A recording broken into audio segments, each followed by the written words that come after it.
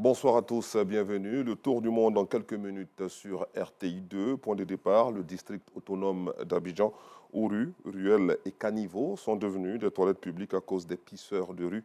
Ils se soulagent dans les lieux publics au su et vu de tous sans gêne, des actes négatifs qui ont souvent des conséquences néfastes sur la santé des personnes qui respirent des odeurs nauséabondes.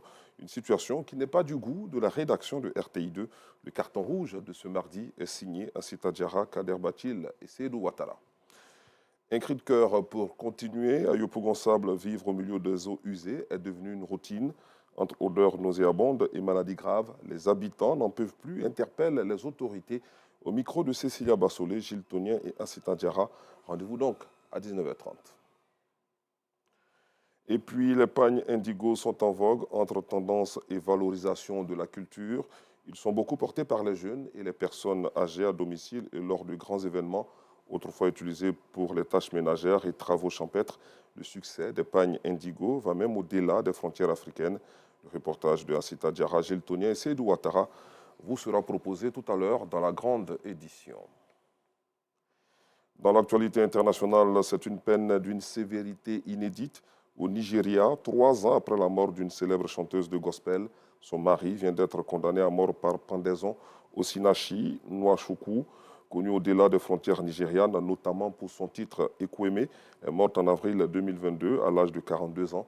À noter que dans ce pays, les peines capitales prononcées sont très rarement appliquées et plutôt commuées en prison à vie. Toujours sur le continent, les troupes de la Southern Africa Development Community déployées depuis décembre 2023 dans l'est de la RDC ont commencé à quitter le pays via Goma, a confirmé un porte-parole de la SADC ce mardi, un retrait négocié avec le groupe politico-militaire AFC M23. Enfin, le roi Mohamed VI a reçu hier les 3 ministres des Affaires étrangères de l'Alliance des États du Sahel au Maroc.